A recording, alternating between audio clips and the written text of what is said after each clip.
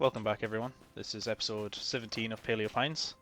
I actually have the order correct this time. Um, after getting the order wrong, after saying in the last video this is episode 15 or whatever, and it was actually 16, I uploaded 15 and 16 before I went to Morocco, and I intended to schedule them, So, whoops. Throw one out, say Wednesday, and then the following episode comes out on Saturday, just for example.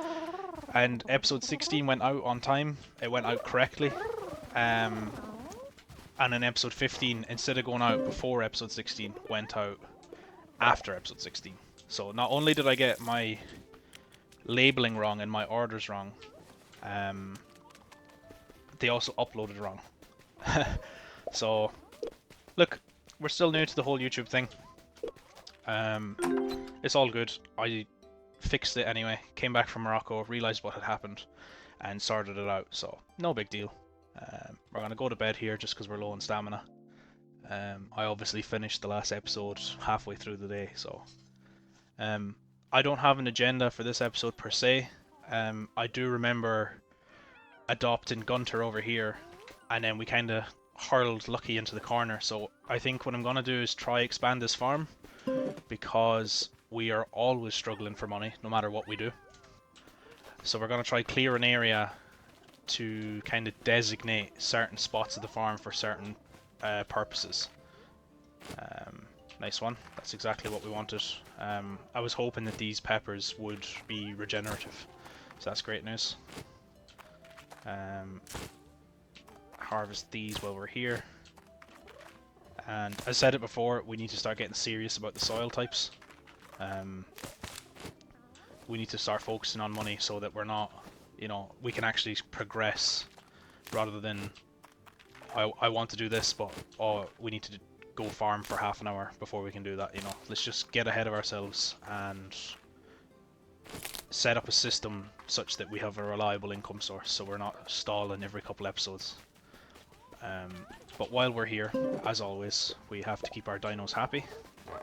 So it's been a long time since I've done this.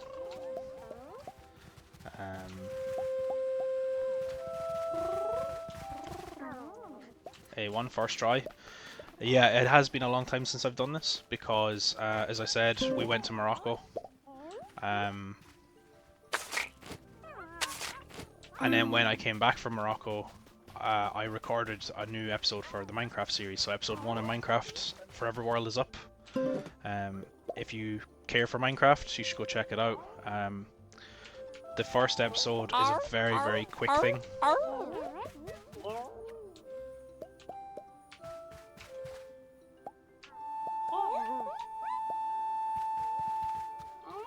really had to concentrate there.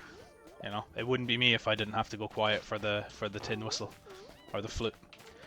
So yeah, episode 1 of Minecraft is up. Go check that out. And it's quite a quick episode because I finished work on the Wednesday and the sun was splitting the trees. And that was last week. That was last Wednesday, I believe.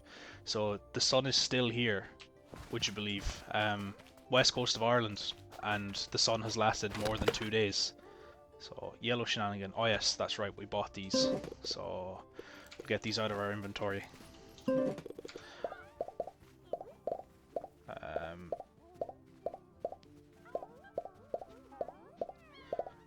The last possible thing, is it? Is there a way I can just select it? Of course. Sorry, the blueprint, we already passed it. I've been playing Raft with one of my mates, so my brain is in Raft mode right now rather than Paleo Pines mode, so that's why I'm fumbling with the controls a little bit. We'll put you here, yeah, why not? And then I'm assuming we can sit. The weather's still here. I'm looking outside, it's starting to change. We can see the clouds rolling in, but the past weekend or so it's been absolutely lovely. Still quite cold in the mornings and in the evenings when the sun goes, but during the day it's been absolutely amazing. So episode 1 of the Minecraft series is like 20 minutes long because I was like, I want to keep up with my schedule, I want to do 1 episode a week, but I cannot waste this weather. You know, I can't be sitting inside on a computer, you know, especially after spending an entire day on the computer with work. Like, as you guys know, I work from home, so it's very much wake up, log on, work until the clock dies, and then, you know, close the laptop. And if that's an evening where I'm playing games, or if I'm doing a recording, for example, I close the laptop down and I turn the PC on. You know, so it's kind of an unhealthy habit in some ways. How much time I do spend indoors sitting down, and it's something I'm working on this year. If you go back, you know, probably 10, 15 episodes at this point, I talk about my fitness goals for this year. So, yeah, look, we're trying to get a handle on it. So, this episode will probably be the same. A nice quick episode where we don't do a huge amount of work, but it'll set us up for future episodes. So, as I said, we'll expand this farm by getting rid of all these logs and these stones. The big stones and the big rocks we can't get rid of yet, so that'll prompt us to go after bigger dinosaurs that can actually do that. So it is serving an objective where, you know, we're clearing a space here with the aim of getting more dinosaurs, and to clear the space we need more dinosaurs to do so. So it's kind of a catch-22. It's you know, it's kind of looped into one another, which is a good way to do the game. You know, it's like, it's a good way of doing things, I think, to keep you interested and to keep you, you know, chasing the next thing to do. So we can use these guys to dig, I believe, but let's use Lucky since she's off here in the corner by herself. And I don't think Gunter can break these logs. I think Gunter's a smasher, so he does the rocks, and we have Athena and Hades for that. But we do have quite a lot around here, so we're probably going to need all three to help us in terms of stamina. So at least everyone's getting some attention. And now that I think of it, I think the rubble does regenerate if we don't have paths down. So we might be doing a lot of work here for, you know, for not a lot of return. But I suppose if we clear up here, we can expand the farm, and then the rubble won't regenerate. It's no biggie, like. It helps us as well in terms of resources that, you know, when we go to, I believe his name is Marcus, we're not spending an episode digging up logs just to be able to afford a bloody bench or a table or something silly like that. We've tons of wood, tons of fibre. You alright, Lucky? You're a bit slow. She was, it's like she was mapping herself there, she couldn't figure out what way to go.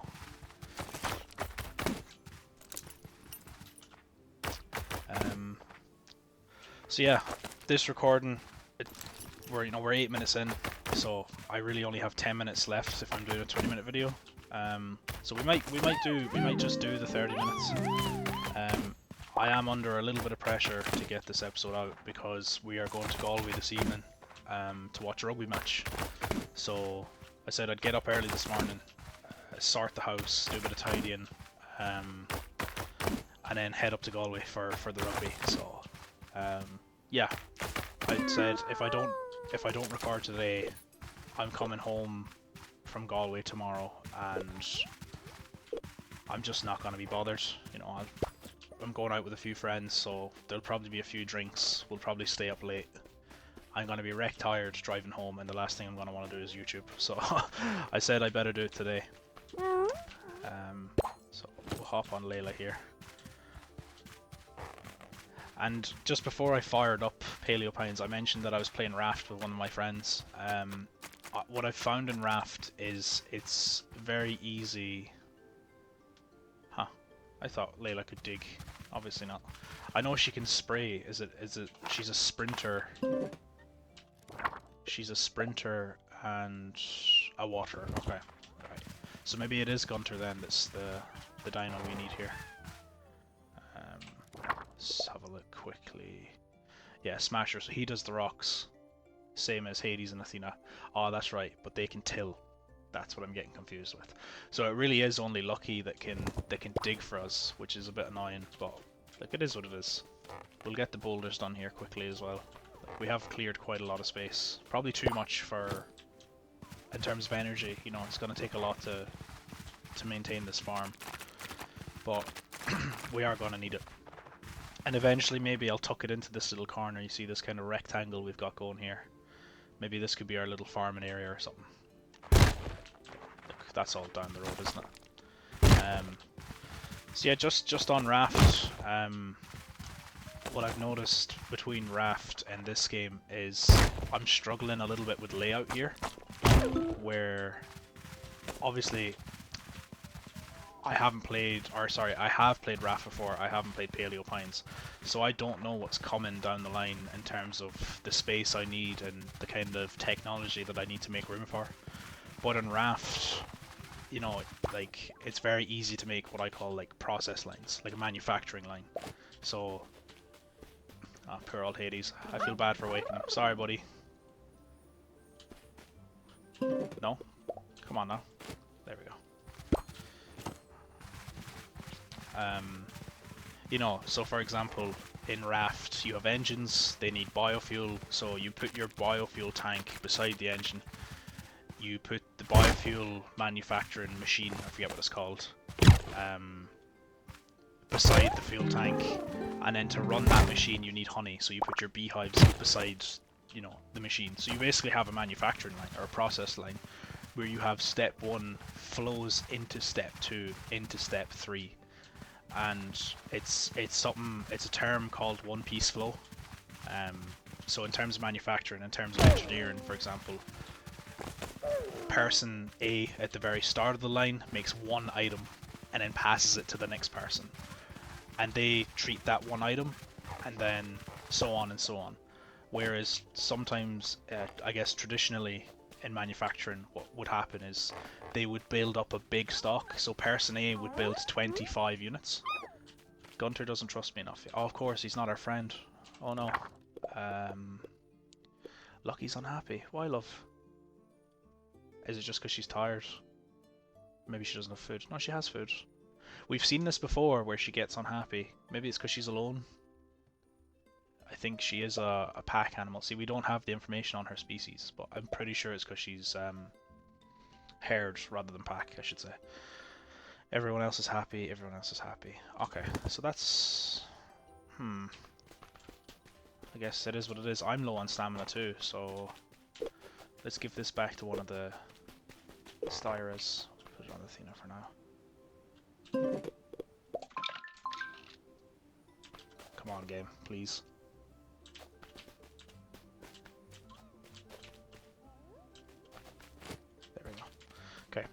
So we'll go to bed. I know it's early in the day, but we'll blast through these rocks in this timber, get Lucky sorted, get our Cyrus sorted, and then we can call it a day. Just before we do, make sure we're not forgetting it's Friday. So we did the shenanigan in the last episode, so nothing's coming up. Oh yeah, we got our stuff, that's right. So the next big thing is Tuesday, and it's Agami's birthday, so that's all good. Go to sleep. So yeah, I guess as we progress through this game, as far as I'm aware, there isn't kind of technology, like machines or anything like that, you know, to make seeds, or it really is just kind of a little farming game. And with the main aim of the game is to tame cool dinosaurs. No, that's perfect. Like that's exactly what I want it to be.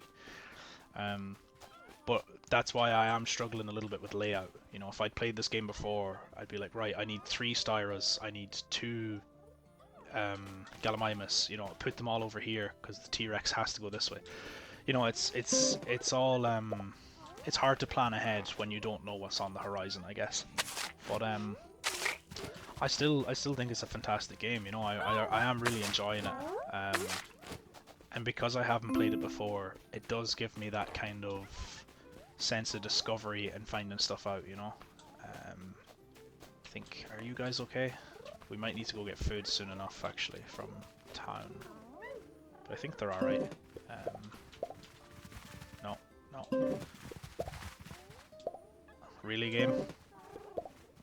I'm blaming the game, but really it's me.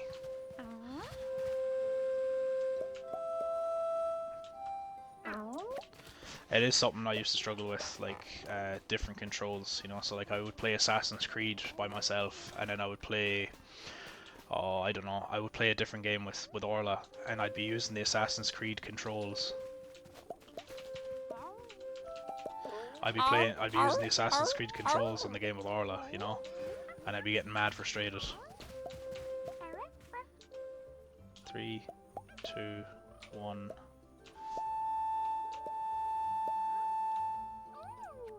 Two in a row, guys. Who would have thought? So, yeah, I guess it's a lovely little game, and I am enjoying it. And I suppose on that topic, I just want to actually do, I guess, a little shout out for the developers. So I follow Paleo Pines on Instagram, and recently they put up on their story kind of a call for help, or an appeal, I guess, that they're struggling a little bit with keeping their.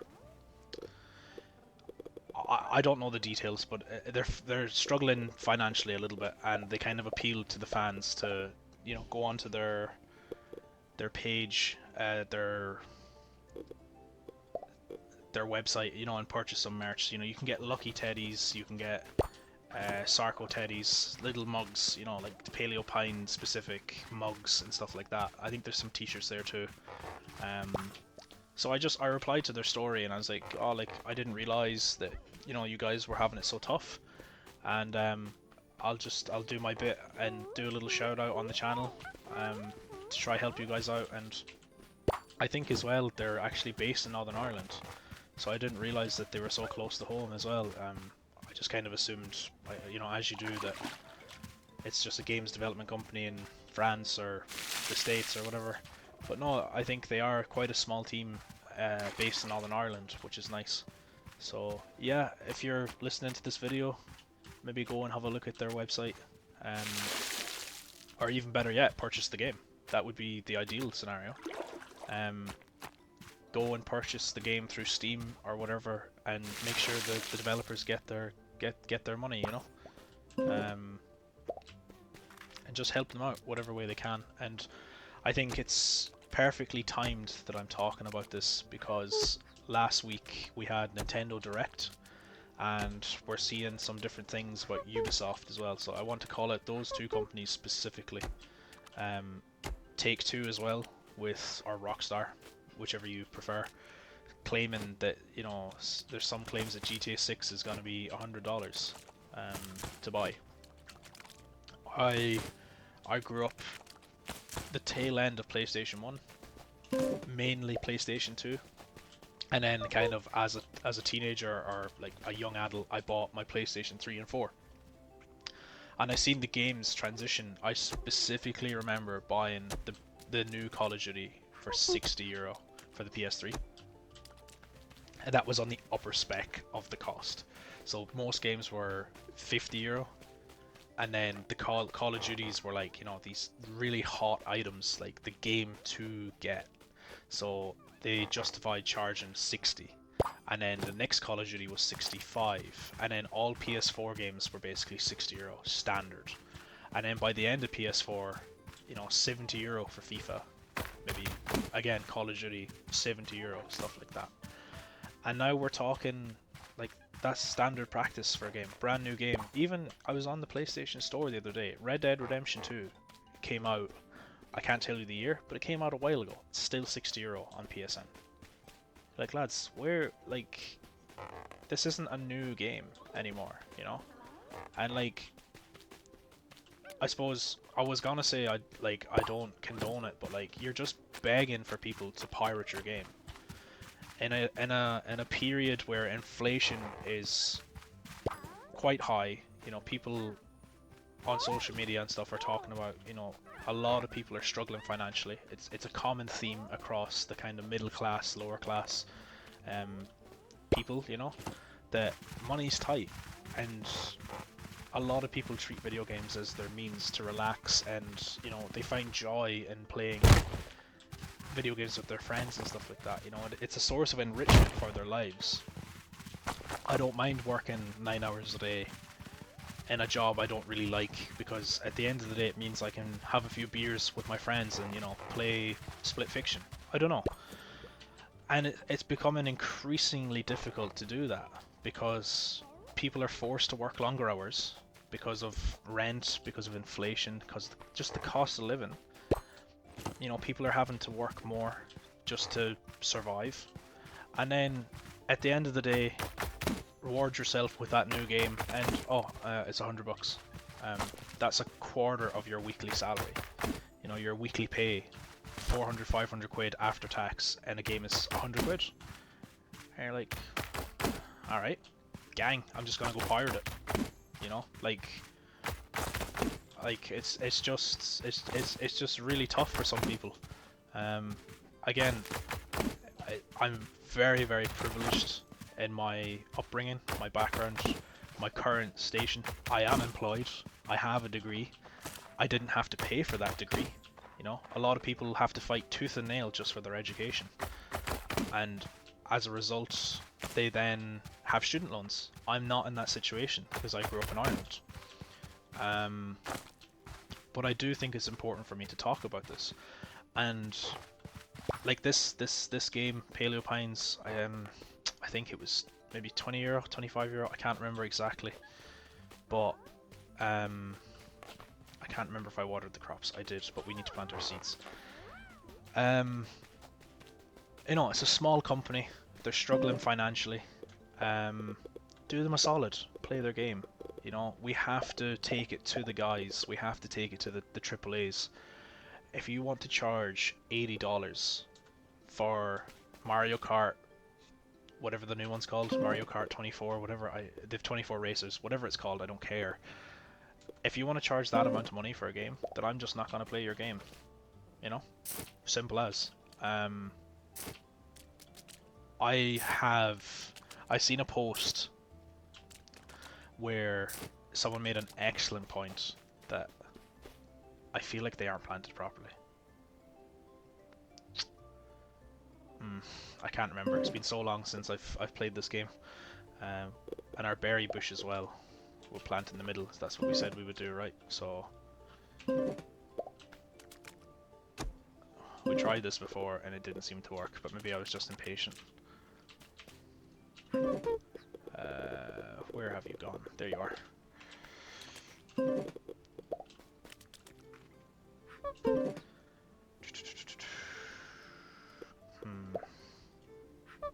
Lads, I can't remember what I'm at. I've forgotten how to farm in this game. I have always struggled though, to be fair, with this. How are we looking? We've got some money, we've got some crops. Where are peppers? 24 peppers, 43 spring onions. We've name our seeds. Sure, we don't.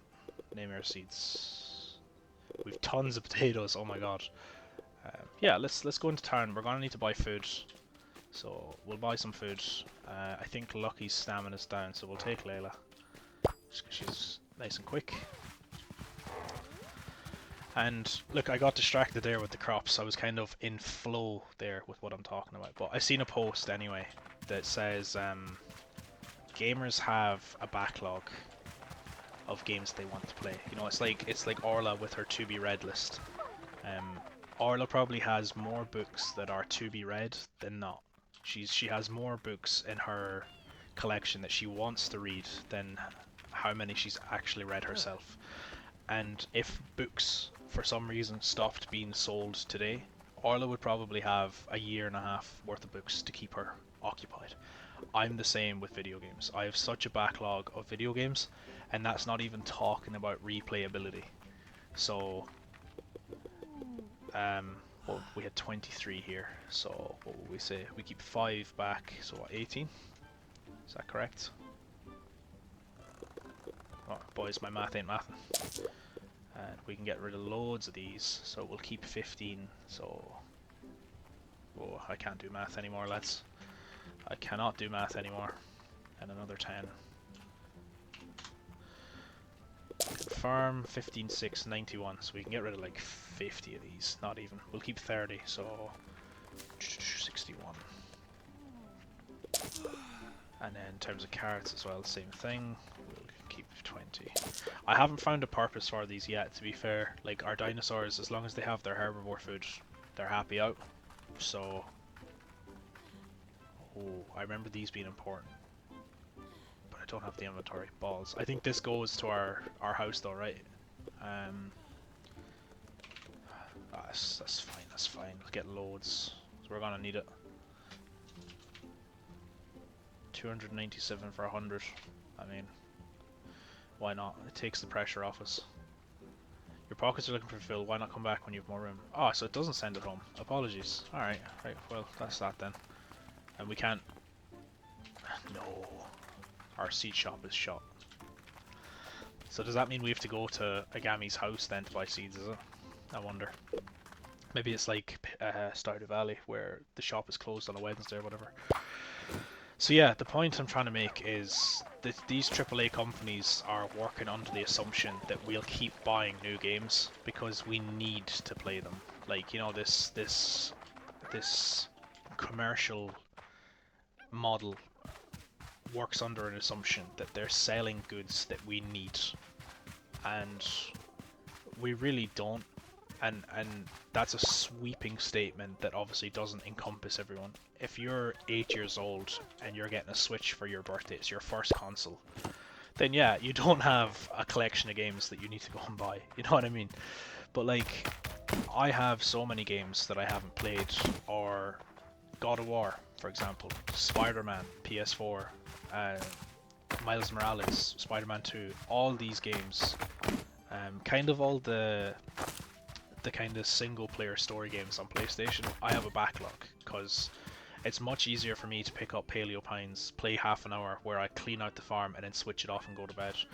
Whereas, you know, a story based game, you get invested. You know, it is like watching a TV show. It is like watching it's like reading a book, you know, like, oh, just one more chapter, you know, just 10 more minutes, and before you know it, it's 3 o'clock in the morning and I sleep in for work, you know. So I just don't have the time to play these big games. If video games start becoming €120 a pop, then I'm simply not going to buy them, you know? There has been a trend in the last few years that AAAs, if you want to call them that, are actually subpar. They're releasing these games, they're not finished, there's huge hype around them, they're not finished, they're you know, the stakeholders are pushing the game to be released on time because they just care about sales, they don't care about quality. And I'm sure there's some statistic there or calculation done that, you know, like the box office, when a movie goes to cinema, its biggest sales, I guess, is opening weekend. You know, things sell when they're new. So like the stakeholders, I imagine, don't really care about the quality. They just want to hit that big bang, that get the excitement going, drop the game, make the money back, and move on to the next project. And that works for movies because, well, it doesn't because people give out about it, but it can work for movies because, you know, there's so many movies to choose from. But like video games, I think, are different. So we're coming up on time. I've kind of been rambling a little bit about cinemas and books and all that, but the point is, we've seen that the Nintendo Direct, a Mario Kart game, you know, like, oh, I've brought the wrong dinosaur. And like growing up, Nintendo was always kind of like the people's champ, you know, like they made these cute little kind of games that were relatively cheap, and you know, everybody loved them. And I never had Nintendo growing up, so maybe I'm talking out of my arse. I don't know. Maybe Nintendo have always been expensive and unreasonable. But you know, €100 for GTA 6, I can, although I don't agree with it, I can wrap my head around it. Rockstar tends to push the limits in terms of leaps in technology, you know. So there's this really famous picture where you have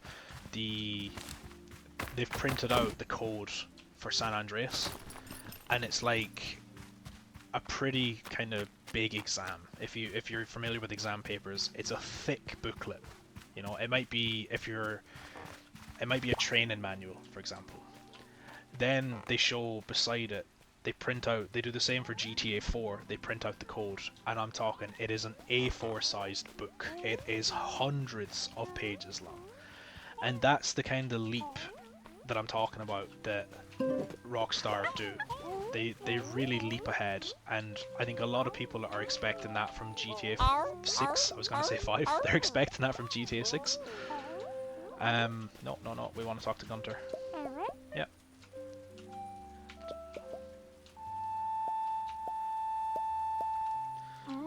And like they've already kind of released their statistics where like, oh, it's cost Rockstar and Take-Two this many millions to develop GTA 6, and that's why it's $100.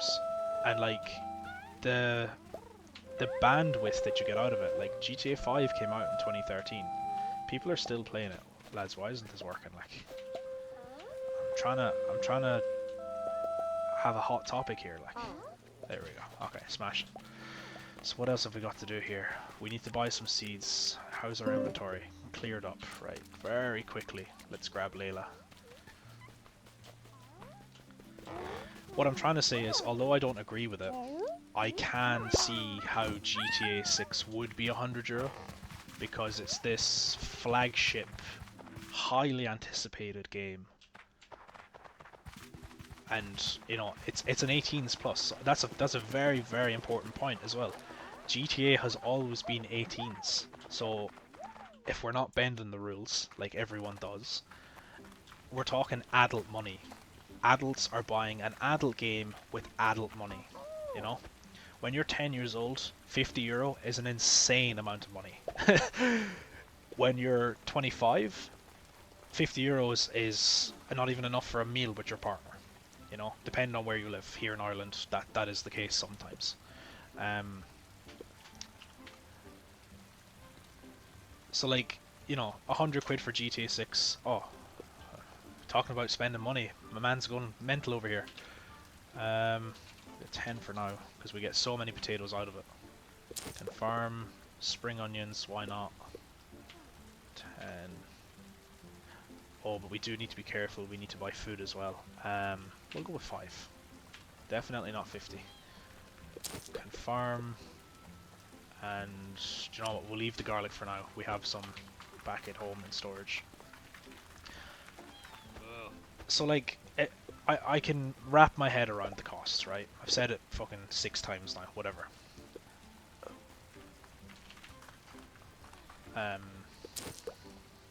Anything else here that's nice? Another lavender bush. Oh, we should have bought that bush yesterday. We couldn't though, because we had no inventory space, that's right. Fuck it. What's money for but to make things pretty, you know? So Mario Kart. It's very kind of similar to this game in terms of graphics. You know, it's really not pushing the boundaries. It's a familiar kind of thing. It's like FIFA, it's like Call of Duty. The premise is familiar to me. And yeah, you could argue the same for Grand Theft Auto. You start poor, you steal a few cars, you get involved with the mafia, and by the end of the game you're a millionaire. Right, whatever. But there's a lot you can do with that in terms of storytelling. Mario Kart is get in a car and drive it around a racetrack and try beat your friends. That's where the value is in Mario Kart, in my opinion. It's the co-op element. And if you want me to spend €80 on the new Mario Kart, on top of buying the new console, because it's console exclusive, right? It's Nintendo Switch 2 exclusive, so I can't even play it on my current Nintendo Switch. You want me to fork out the guts of €500, €600 for this game that I can already play? You know? We, as a family, still play Wii Party. Game's probably fucking 15 years old at this point. Whatever, you know? We still find immense enjoyment from that game. Yeah, the graphics are terrible, but it doesn't matter. Like, the premise is I'm sitting on a couch with my family, having a few drinks, having a laugh. So, like, I'm just not gonna pay £80 for your game, Nintendo. I'm sorry. And maybe I'm one in a million. Maybe everybody's hyped for this game, they're going nuts for it, and people are more than willing to pay £80 for this game. I'm not. And, like, AAA games... see you later. AAA companies need to understand that.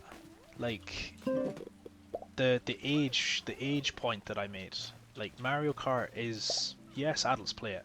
It's absolutely... I've never had so much fun having a few drinks with the lads and getting really competitive on Mario Kart, you know? You're sitting on the couch nearly thumping your mate in the arm because he's overtook you. But, like, parents... It's really expensive to raise kids. And that's coming from someone who doesn't have kids. I just know how expensive it is.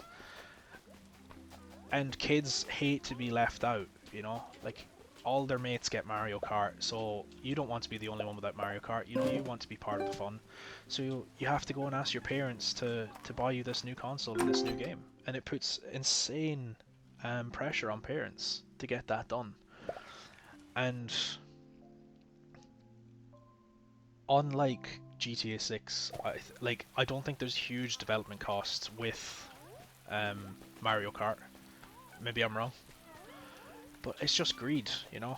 And to that I say, fine, you be greedy, I'll be savvy, and I'll just play games that I've played for 10 years. I'll go back and play Age of Empires 2. I don't care. I'm not giving you the money. So yeah, to wrap up the episode, look, I've started to walk around and do nothing. I'm just talking and walking around.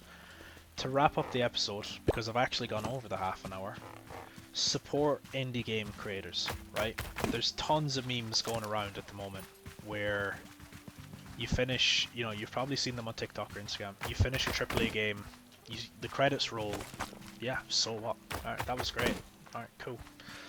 You finish an indie game and you're absolutely bawling your eyes out, you know? And it's I think it's because they're made with passion. They're made with love. An indie developer has set out on a journey, much like myself with this YouTube channel.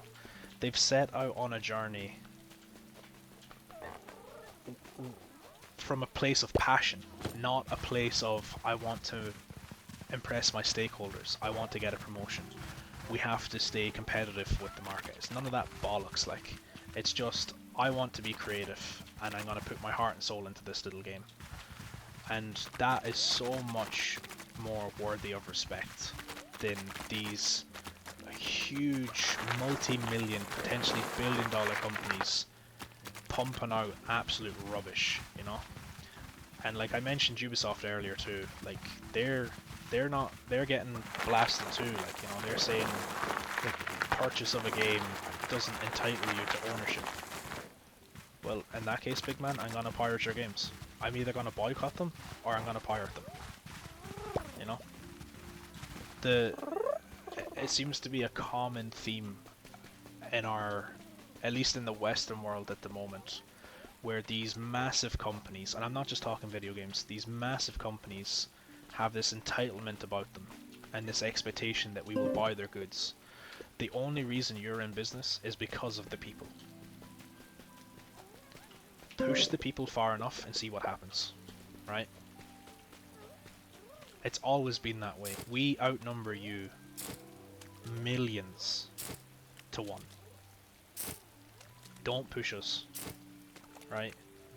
Demons run when good men go to war. Good, decent, honest people, when you force them to do things, will do them. Especially when it comes to their kids, especially when it comes to their families. And don't forget that, you know? So, if you're thinking about buying a new game, if you're bored, you know, you have a massive Steam library and nothing takes your fancy, maybe consider buying Paleo Pines. Help out a small Irish company, or, well, I'll take that back, a small Northern Irish company. Do them a solid, give them your €20. You know, what's that? That's 4 coffees, we'll say. Maybe 5 coffees. And you get immense joy. Like, we already have, what, 17 hours in this game or something like that, you know? And there's still so much to do. So, yeah. If your local corporate company is acting a maggot, make them hurt. And shop local, shop small, help out your community, help out your neighbour. And we'll leave it there. Came back rolling with punches, boys. Came out swinging. Alright, so I'll talk to you soon. Thanks for listening, and I'll see you in the next episode. Bye bye.